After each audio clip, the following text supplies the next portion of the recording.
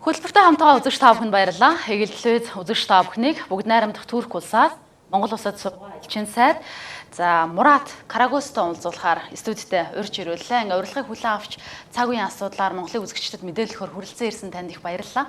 Намайг урьсан явдал баярлалаа. За баярлалаа.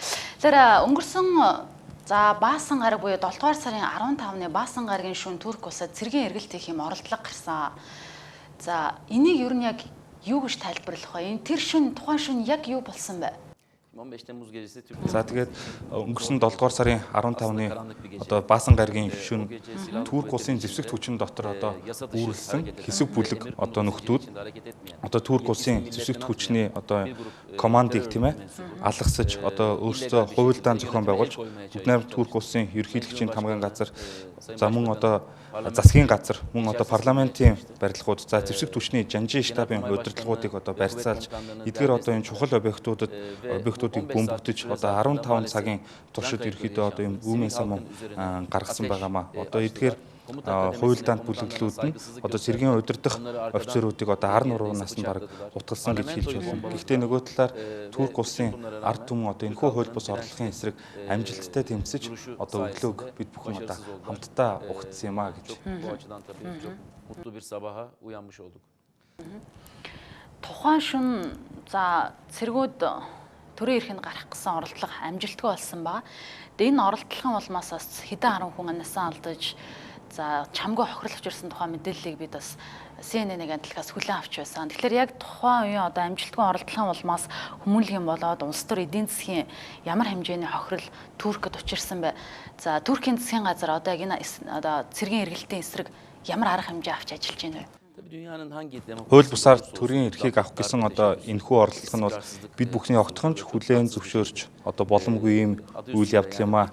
Одоо таны хэлснээр нэгдүгээрт одоо энэхүү орлогын хүмүүнлэгийн одоо хямрал гэх юм одоо хүмүүнлэгийн одоо хохирол гэдэг зүйл бол маш том байсан. Яагаад вэ гэх юм бол одоо эдгээр хууль бус бүлэглэл нь энгийн ард түмний өдөөс одоо танкаар тийм ээ одоо гал нээж ингэж явсан шүү дээ. Одоо зэвсэгт хүчний одоо энэ хууль бус хувилдаанд бүлэглэл нь ард түмэнтэй нүүр тулгарсан гэж хэлж болно. Тийм учраас маш олон энгийн иргэд одоо харамсалтайгаар амиа алдсан байгаа. Мөн нөгөө талаас Турк улсын зэвсэгт хүчин гэдэг байгууллага Турк улсын хамгийн чухал нэр хүндтэй юм байгууллага байдаг боловч одоо энэхүү байгууллага дотор үүрлсэн одоо энэ хувилдаанд бүлэглэлээс болж одоо энэхүү байгууллагын нэр хүнд нь бол маш их унсан юм а. Нөгөө талаар Турк улс зэвсэгт хүчиндээ маш их хайртай, цэргүүдэд хайрладаг. Эдгээр бол ард түмний хүүхдүүд юм а гэж одоо энэ хүндэлж үздэг байтал одоо энэхүү үйл явдлаас хойш бас мэдээж хэрэгс тодорхой хэмжээний хохирлоос гарсан учраас одоо энэхүү байгууллагын нэр хүндэд нөлөөсөн гэж харж байгаа. Хоёрдугаарт улс төрийн одоо хохирол нь юу байваа гэж хэллээ. Одоо та бүхэн мэдж байгаа Турк улсад сонгуулиар одоо эрх баригчид сонгогддог. Одоо дөнгөж сайхан 6 дугаар сарын 29-нд одоо Монгол улсад сонгуулиулж арчилсан сонгуулиулж ард түмэн одоо өөрсдийн одоо хүссэн намыг гаргаж ирлээ шүү дээ. Яг түүнтэй адилхан ард түмний хүсэл зориг одоо чөлөөт шудраг сонголтоор гарч ирсэн одоо энэ улс төрийн хүчнийг хууль бусаар зэвсэг хэрэглэж одоо унгаах гэсэн энэхүү орлого нь бол одоо ард түмний өөдөөс хийсэн одоо хамгийн том юм цохилт одоо энэ хүсэл зоригийг эвдэх гэсэн юм хууль бус орлого гэдэг нь бол тодорхой юм а. 3 дугаарт эдийн засгийн одоо асуудал ер нь ямар шуухан хохирол учруулваа гэж хэллээ. За мэдээж хэрэг бас Турк улсын эдийн засагт бас нөлөөсөн тодорхой мөн гадаадын одоо олон улсын зээлжих зэрэглэлийн байгууллагууд Турк улсын одоо эдийн засагт өгсөн одоо оноог бас бууруулсан одоо энэ мэдээ авч байна. Мэдээж хэрэг энэ бол богино хугацаанд үргэлжлэх баха гэж би бодож байна. Нөгөө талаас одоо Турк улсын эдийн засгийн салбар за одоо энэ хөрөнгийн бирж зэрэг дээр зарим хувьцааны үн буурсан асуудал нь бас үүнтэй холбоотой гэж би харж байгаа. Мөн нөгөө талаар Турк улсын эдийн засгийн одоо авч явж байгаа энэ бүхий л байгууллагууд хувийн болон одоо төрийн хвшлийнхэн бол одоо ажиллаа одоо бүрэн гүйцэд одоо хэвийн үргэлжлүүлээд ингэж явж байна гэж харж байгаа. Нөгөө талаас Турк улс бол аялал жуулчлалын орон аялал жуулчлалын салбарт бас том цохилт өгсөн гэж харж байгаа. Гэхдээ өнгөрсөн хугацаанд Оросын холбооны улс Турк улсын хооронд бий болоод ирсэн улс төрийн хямрал нь бас энгийн хэмжээнд хүрч очиж одоо энэ хоёр улсын бас харилцаа сэргэснээс хойш одоо Турк улсыг зорж очих аялал жуулчлалын одоо бас тоо давтамж цаашаа хадгалагдаад явах хаа гэж би харж байна. Цэргийн эргэлт хийсэн шалтгааныг чухам засгийн газар одоо юу гэж дүгнсэн бэ? Ямар учраас тэдгээр одоо цэргийн албан хаагчид цэргийн эрхийг улс төрийн эрхийг одоо өөрсдөө авч засгийн эрхэнд гарахыг хүссэн юм болоо? Энэхүү төрийн хууль бус төрийн хэрэгэлтийг одоо хийх шалтгаан. За үүнээс одоо үүсч бий болсон нөхцөл байдал юу байваа гэж. Нэгдүгээр энэхүү хууль бус төрийн эрхийг одоо булааж авах гэсэн орлогыг зохион байгуулсан этгээд бол олон жилийн туршид төрийн одоо байгууллагууд дотор одоо шургалж орсон Фетулах террорист байгууллага буюу одоо улс доторх улс параллел төр гэсэн одоо ФЕТО, ПДЕ гэж туркууд нэрлэдэг. Энэ байгууллагуудын одоо гишүүд дэмжигч нар нь одоо зохион байгуулсан гэж харж байгаа. Одоо эдгээр хүмүүс нь ямар хүмүүс байдаг вэ гэхээр Турк улсын төрийн байгууллагууд дотор тодорхой одоо энэхүү террорист байгууллагын үзэл сурталт одоо эвлэлтэн нэгдэж өөрсдөө нуун далталж одоо үйл ажиллагаа явуулдаг одоо ийм байгууллага байсан. Мэдээж хэрэг Турк улсын засгийн газар эдгээр улсуудтай сүүлийн 3 жил хагас орчим хугацаанд одоо идэвхтэй тэмцэж байсан. Гэхдээ харамсалтай Турк улсын шүүх байгууллага, боловсролын байгууллага, за Турк улсын зэвсэг түвшин болон хууль сахиулах байгууллага дотор эдгээр одоо бүлэглэлтэй холбоотой гишүүд дэмжигчид одоо Турк улсын төрийн эрх мэдлийг одоо зэвсэг хэрглэж булаах хүртэл одоо ингэж их бугалсан гэдгийг бол харамсалтай нь одоо хараахан мэдээгүй байсан юм аа. За одоо энэхүү орлогыг бид бүхэн одоо Турк улсын ард түмэн нэгдмэл байдлаа хадгалж одоо амжилттайгаар одоо дарж чадсан байгаа. За нөгөө талаас одоо энэ үр дүнд юу болох вэ гэхээр энэхүү хууль бус бүлэглэлтэй холбоотой одоо ажилтдаг одоо эдгээрээс үүрэг даалгавар авдаг энэхүү этгээдүүдийг одоо Турк улсын эрх зүйн хэм хэмжээнд одоо шүүх процессын дагуу одоо шүүж, за баривчилж, за одоо Турк улсын хуулийн дагуу зохих арга хэмжээг одоо ногдуулах ийм ажиллагаа явагдана гэж би харж байгаа. Турк улсад Монголын 3500 орчим иргэн ажиллаж, сурч, амьдарч байгаа. Тэгэхээр цэрэг хэрэгэлт хийх оролдлого гарсан энэ үйл явдал Монгол одоо Туркэд байгаа монгол иргэдэд ямар нэгэн хохирол учруулсан болов? Ерөнхийдөө Турк улсад таны хэлснээр ойролцоогоор 3000 орчим Монгол улсын иргэд ажиллаж амьдарч байна. Одоо тэдний 3.1 орчим хувь нь буюу нийт 900 гаруй нь одоо Монгол улсаас Турк улс суралцж байгаа ихтэй сургуулиудын оюутнууд байдаг юм аа. Юуны өмнө тэдгээр оюутнууд болон одоо иргэд маань Монгол улсын иргэд энэхүү үйл явдлын дараагаар бол маш их одоо айж сандарсан бас ийм зүйлүүд бол гарсан мэдээч хэрэг. Гэхдээ нөгөө талаас одоо яг үйл явдал болж байгаа хугацаанд одоо Анкара хотод суух Монгол улсын элчин сайд мөн надтай одоо эдгээр хүмүүс маань бас холбоотой байсан. За мэдээж хэрэг тодорхой мэдээллийг цаг хугацаанд нь авч байхын хажуугаар бидэнд бас Турк улсын засгийн газарт бас харамслаа илэрхийлж байснаас бидний сэтгэлийг хөдөлгөж байсан юм а. Мэдээж хэрэг одоо монголчууд маань бол Турк улсад зорчих, аялах, суралцах чиглэлээр бол одоо маш сэтгэл хангалуун хүмүүс байдаг. Мэдээж хэрэг одоо цаашид Турк улс одоо энэхүү тогтвортой байдлыг хадгалаад явсан тохиолдолд одоо монгол иргэд маань бас тэнд бас өөрсдийнхөө одоо сэтгэл ханамжийг бас хадгалж тийм ээ одоо энэ сурч ажилласаар байх болов уу гэж би бодож байна. Турк улс тэдгээр иргэдийн хувьд аюулгүй улс нь хэвээрээ байх болов гэсэн ийм эргэлзээ бас олон унд ялангуяа Туркэд байгаа монголчуудтай Монголд байгаа ар гэрийнхэн нь бас чамгүй санаа зовсон. Бид одоо цэргийн эргэлтийн оролдлого гарсны дараах нь Анкарад байгаа монгол иргэдтэйгээ одоо холбоо ярьжээ. Тэгэхэд бол иргэдийн зүгээс бол мэдээлэл өгч байсан л да. Цаашдаа бол нөхцөл байдал яах болоо гэдэг дээр баг зэргийн зовж байгаа юм зүйл ажиглагдчихсэн. Яг тухайн шөнө бол одоо Турк улсад одоо энэхүү хуйлдаанд бүлэглэлийн одоо эзэлж авсан байлдааны онгоцууд маш нам доогуур одоо нисэж тийм ээ. Мөн одоо танкууд гудамжинд гарч нэлээд тийм ард түмний сэтгэлийг сэрдгийлсэн юм үйлдэлүүдийг хийсэн. Одоо энд тэнд амьдарч байгаа одоо 1000 гаруй монголчуудаас илүүтэйгээр одоо Турк улсын иргэн олон сая одоо туркууд бол маш их хайцтай шөнийг өнгөрөөсөн юм а. Хэдийгээр тийм боловч шөнө Турк улсын ерөнхийлөгч, ерөнхий сайд, засгийн газар мөн парламентын гишүүд Турк улсын ард түмэнтэйгээ эвлэлтэн нэгдэж одоо гудамжинд гарч одоо мэдээллүүдийг хийж бас идэвхтэй тэмцэл өрнүүлснээр одоо энэхүү хууль бус орлогыг бол зогсоосон юм а. Нөгөө талаар одоо өөрийн үр хүүхдүүдийг олон одоо мянган километрийн хол одоо сурахаар явуулсан одоо Монгол эцэг эхчүүдийн бас би санаа зовлоныг бол маш сайн ойлгож байна. Гэхдээ тухайн шөнө бол ерөөдөө харилцаа холбоо тасраагүй интернет ажиллаж байсан, утсаар холбогдож байсан. Мөн Анкарад суугаа Монгол улсын элчин сайдын яам болон Истанбул ерхий консулын газрууд бол цаг тухайд нь одоо маш шуурхай арга хэмжээнүүдийг авч ажиллаж Монгол улсын иргэдтэйгээ холбогдож тэдэнд шаардлагатай одоо анхааруулах, сануулгыг бас өгч ажиллаж байсан. Би бол энийг маш сайн ойлгож байна. Гэхдээ нөгөө талаар бол Турк улс цаашид өөрийн тогтвортой байдлыг хадгалж чадна гэдэгт бол маш итгэлтэй байгаа. Эмх замраагүй байдал үүсэн тухайн үед Туркид олон нийтийн сүлжээ буюу сошиал медиаг хаасан байсан. Бид Анкарад байгаа Монгол иргэдтэйгээ уулзаад Facebook бол хаагдсан. За тэгээд Viber-аар бид холбогдож мэдээлэл авч исэн. Олон нийтийн сүлжээг тухайн үед юу яагаад хаасан юм болоо? Энэ одоо яг сэргийлэх үр дүнтэй арга байж чадсан уу?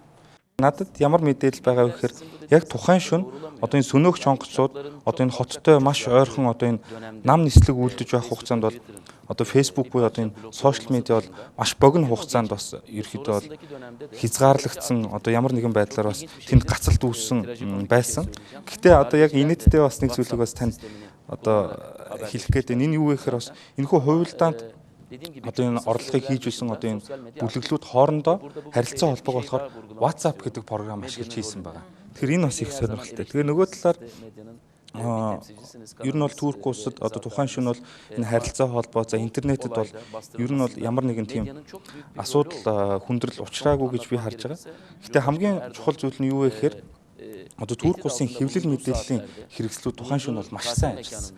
Одоо яагаад вэ гэхээр Турк улсын одоо үндэсний радио телевизийг одоо дайрч орж ирсэн одоо энэхүү цэргүүдийн эсрэг бас одоо сэтгүүлчид маань бас эсэргүүцэл үзүүлсэн байгаа юм л та. Одоо тийм учраас Турк улсын одоо улсын болон хувийн телевизүүд одоо маш амжилттай шөнийн турш ажилласан байдаг. Нөгөө талаар бас Турк улсын ерөнхийлөгч тухайн шөнө одоо амарч байсан газраасаа хөдөлж Истанбул руу нисэхээс өмнө одоо Турк улсын нэгэн телевизтэй гар утсаар холбогдож одоо ард түмнийг одоо эсэргүүцлийн хаян одоо өрнүүлэх шаардлагатай гэдэг бас уриалгыг гар утсаар хийсэн байдаг юм а гэж байна. Тэгэхээр тийм учраас одоо энэ хугацаанд Турк улсын одоо хэвлэл мэдээллийн хэрэгслүүд бас талархал илэрхийлэх зүйтэй мөн Монгол улсын ч гэсэндээ одоо хэвлэл мэдээллийн хэрэгслүүд ялангуяа таны телевиз ч гэсэндээ бас цаг тухайд нь үнэн бодит мэдээлэл хүргэж байсан бас би таатай байгаамаа гэж.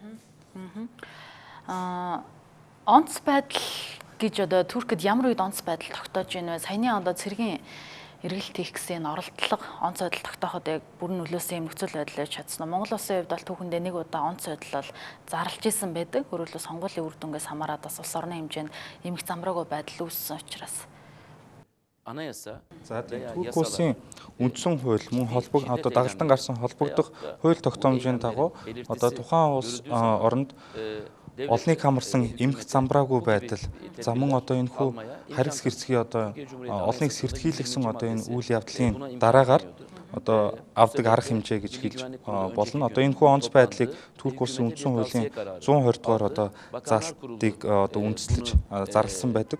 Уржигдэр Турк улсын үндэсний аюулгүй байдлын зөвлөлийн хурал болсон. Одоо энэ хүү хурлаас одоо Турк улсад онц байдал зарлах хэрэгтэй гэсэн зөвлөмж бүхий шийдвэр гарсны дараагаар Турк улсын сайд нарийн зөвлөл хуралдаж энэ хүү шийдвэрийг одоо 100% дэмжснээр Турк улсын ерөнхийлөгчд одоо өргөн барьж ерөнхийлөгч одоо энэхүү хугацааг 90 хоног буюу одоо 3 сараар тогтоосон байдаг. 7 сарын 21-ээс хойш одоо 3 сарын хугацаанд Турк улсад онц байдал зарлагдах нэ гэж. Одоо энэхүү онц байдал одоо ямар тохиолдлуудад зарлагддаг вэ гэхээр олон улсын бас туршлагууд харуулж байна л да. Одоо Монгол улсад өмнө зарлагдж байсан гэж хэлсэн. Одоо жишээлбэл Америкийн нэгдсэн улсад одоо Катрина хар шуурга болж ирсэн та бүхэн мэдж байгаа. Мөн Зика вирусын одоо энэ халдвар урдын хэмжээнд тархаж байгаа энэ асуудлыг бас гарч ирсэн. Мөн Унгар улсад одоо энэхүү онц байдлыг дөрвөслийн хямралаас болж зарлж байсан юм туршлага байдаг. Өнгөрсөн одоо хугацаанд Франц улсад гарсан одоо шил дараалан гарсан террорист халдлагуудын улмаас за харамсалтай нь хамгийн сүүлд одоо бас Ницце хотод бас террорист халдлага гарлаа. Одоо тийм учраас одоо Франц улсын ерөнхийлөгч Холланд одоо Франц улс дахь онц байдлын хугацааг одоо 6 сараар юм сунгасан зэрэг одоо ийм туршлагуудыг харж байна. Турк улсын хувьд гэх юм бол одоо энэхүү 3 сарын хугацаанд Турк улсын төрийн байгууллага өөртөө явуулах одоо дотоодын цэвэрлэгээ буюу ФЭТО ПЕД гэдэг энэ террорист бүлэглээс ангижруулах арга хэмжээнд одоо зориулж энэхүү 3 сарын одоо онц байдлыг зарласан. Харин ард түмний хувьд одоо энгийн амьдралд бол төдийлөн ноцтойгоор нөлөөлөх юм бас асуудал бишээ гэж би хэлмээр байна. За Туркид цэргийн оролдлого амжилтгүй болсон нь за Турк олон улсын харилцаа болоод ялангуяа Турк Монголын харилцаанд юу ямар үр нөлөө авчрах болов? Турк улсын одоо олон улсын харилцаанд энэ хүл явдал нь хэрхэн нөлөөлөх вэ гэдэг асуултанд бол би тийм ч одоо ноцтойгоор нөлөөлөхгүй гэдэг хариултыг өгмөр байна. Яагаад гэх юм бол Турк улс одоо маш идэвхтэй хүчирхэг юм гадаад бодлогыг бас тууштай авч хэрэгжүүлдэг орн гэж харж байгаа.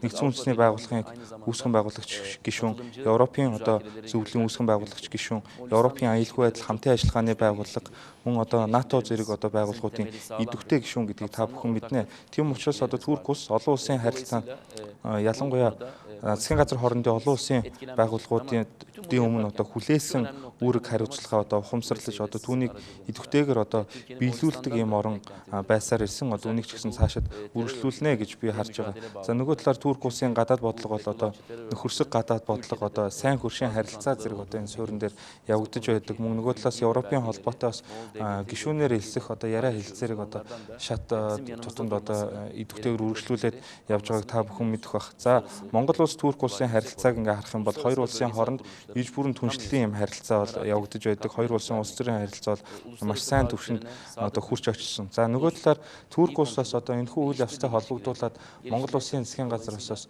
тодорхой хүлээлт байгаа юм аа. Энэ юу вэ гэхээр Турк улсад одоо энэхүү хувилдаанд одоо ажиллагааг зохион байгуулсан террорист бүлэглэл нь одоо гадаадын орнууд ялангуяа одоо Монгол улсад бас өөрийн үйл ажиллагааг бас явуулж болцчихгүй гэдэг бас бид нар одоо энэхүү зүйлийг бас ярьж одоо шат шатанд хүргүүлээд байгаа маа. Тийм учраас одоо энэхүү бүлэглэлтэй шат тутам одоо бүх юм шат тутамд одоо тэнцэхийн тулд Монгол улсын засгийн газартай Турк улсын засгийн газар нь одоо шаардлагатай мэдээлэл болон материалыг одоо шат шатанд нь одоо ингээд хуваалцаад явах болно гэдгийг бас би хэлж байгаа.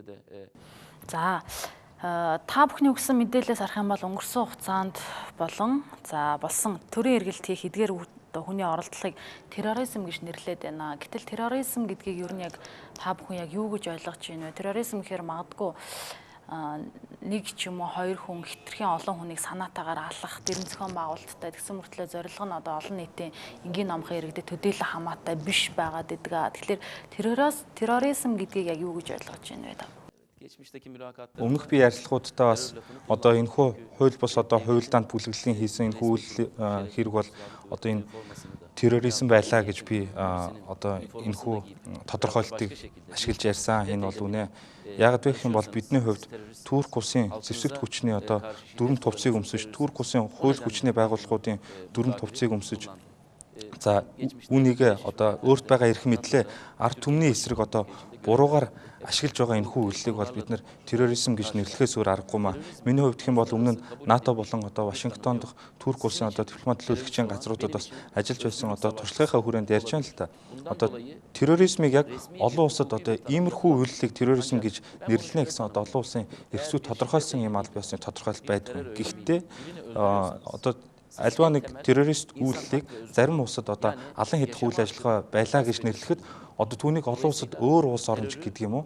Одоо энэ бол эрх чөлөөний одоо төлөөх үйл хэрэг байсан юм аа. Эрх чөлөөг одоо хамгаалсан явдал байлаа гэж одоо тодорхойлсон зүйлүүд ч байдаг. Гэхдээ хамгийн одоо үндсэн тайлбар юу вэ гэх юм бол одоо бусдын эрх чөлөөнд халдаж, бусдын амьд явах эрхэнд халдаж, одоо хууль бусаар зэвсэг хэрэглэн одоо энэ хүний үндсэн эрх чөлөөг зөрчиж байгаа энэ явдал бол одоо терроризм юм аа. Турк улс нь өнгөрсөн хугацаанд маш олон жилийн туршид янз бүрийн одоо улс төрийн үзэл сурталын дор нэгдсэн зүүнний, барууны, салан тусгаарлагч мөн одоо шашныг буруугаар ашигласан зэрэг одоо иймэрхүү террорист бүлэглүүдэд тулгарч байсан юм аа. За одоо Асала гэх террорист байгууллага байсан одоо Армени одоо байгууллага, за мөн DHKPJ буюу одоо Туркийн зүүнний үзэлтэй байгууллага байсан, салан тусгаарлагч үзэлтэй Курдистаны хөдөлмөрийн нам буюу ПКК хэмээх юм байгууллагуудтай одоо Турк улс тэмцээр ирсэн. Гэхдээ Турк улсын ард түмэн нэг л зүйлийг мэдэж байгаа. Энэ юу вэ гэхээр Турк улс терроризм бууж өгөхгүй, цаашиж гисэн энэхүү тэмцлийг идэвхтэйгээр үргэлжлүүлэх болно. За Турк улсад үүссэн эмх замбраагүй нөхцөл байдлын талаар тодорхой мэдээлэл өгсөн ноён элчин сайд танд маш их баярлалаа. Тэгээ ярилцлагын төгсгөл би танаас нэг зүйл асуумаар байна. За өнгөрсөн үйл Улаанбаатар хотод Туркээс ирсэн хүндтэй нэгэн зочин Улаанбаатар хотод Туркийн гудамжийг байгуулах санал тавьж байсан. Энэ юу нь ямар учиртай байсан юм бол одоо хэрвээ Улаанбаатар хотод Туркийн ямар нэгэн одоо гудамж хороолол бий боллоо гэхэд тэрний одоо ач холбогдол давуу тал нь ч юм юу байна гэж ноён элчин сайд та үзэж байна. Турк улсын ерөнхийлөгч, Турк улсын засгийн газар мөн одоо хувьяасаа надад энэхүү боломжийг олгож бас үнэн зөв бодтой мэдээллийг бас шуурхай нэвтрүүлж байгаа та бүхэнд болон таны хамт олон би бас талархснаа илэрхийлж байна. Одоо таны одоо асуултанд дурддагсан асуудал гэх юм бол өмнөх одоо 2013 онд намайг Монгол улсад элчин сайдаар томилогдохоос өмнө одоо Турк улсаас Монгол улсад хийсэн ерхий сайдын аль бие усны айлчлалын хүрээнд юм яригдсан асуудал юм аа. Мэдээч хэрэг одоо энэ асуудал дараа нь одоо хоёр улсын эрх баригчид бас уулзалтаа шат шатанд бас яригдж байсан асуудал. За нэгдүгээр гэх юм бол Анкара хот болон Улаанбаатар хот манаас ах トゥ угийн юм харилцаатай хотууд байгаа. За мөн одоо та бүхэн мэдэх бах Турк улс одоо Улаанбаатарт Анкарагийн гудамж байна. За мөн Ататүркийн нэрэмжит сургууль гэж байдаг. За мөн Турк Монголын найрамдлын цэцэрлэгт хүрээлэн зэрэг иймэрхүү хамтарсан бүтээн байгуулалтуудын ажлууд бол бий. Гэхдээ Улаанбаатар хотод одоо Туркийн хороолол гэдэг юм одоо юм хамтарсан бүтээн байгуулалт хийх чиглэлээр бас бидэнд бас тодорхой бас юм төсөл бол байхгүй байгаа. Одоо энэ чиглэлээр бас Монголын тал санал санаачлаг гаргаж ажиллахад бас туркууд бас хамтарч ажиллахад бэлэн байх байхаа гэж би харж байгаа. Баярлалаа. Та бид хоёр өнөөдөр маш удаан ярилцлаа. Ингээд үзэгчдэд Туркид болсон үйл явдлын талаар бодиттой мэдээлэл манай студид хүрэлцэн ирж өгсөн Ноён Элчин сайтанд баярлалаа. Таны цаашдын санал сэдэн бүх ажил одоо бүтэх болтугай гэж монголчууд ерөөл хэлдэг. Энэ ерөөлөөр тань ярилцлагаа өндөрлөе. Танд бас их баярлалаа. Чадж маларınızda başarılar diliyorum. Çok verimli bir sohbet gerçekleştirdik. Tekrar teşekkür ediyoruz size. Ben size teşekkür ediyorum ev sahipliğiniz için. Thank you. За тавдын баярлалаа. Үзэгчдээ өнөөдөр манай зочноор бүгд найрамдах Турк улсаас манай улсад сууж байгаа онц бөгөөд бүрэн эрхэт элчин сайд Мурат Карагөз оролцлоо. Ингээд Туркид энэ сарын 15-ны Баасан гаргийн орой цэргийн эргэлт хийх юм оролдлого гарсан. Гэхдээ энэ оролдлого амжилтгүй болсон. Тийм учраас үзэгч та бүхэнд бас Туркид яг тухайн шөнө юу болсон юм, түүнээс засгийн газар нь хэрхэн ажиллаж байгаа юм. За энэ нь эргээ Туркид байгаа монголчуудтай хэрхэн нөлөөлсөн юм. За улмаар цаашдаа Туркийг багтуу зорих гэж байгаа монголчууд байгаа бол одоо яах ёстой юм бол гэдэг чиглэлээр эргэлзээ төржсэн бол үзэгч та бүхэнд бас Ноён Элчин сайд тодорхой мэдээлэл өглөө. Ингээд анхаарлаа хандуулж хамт байсан үзэгч та бүхэнд баярлалаа.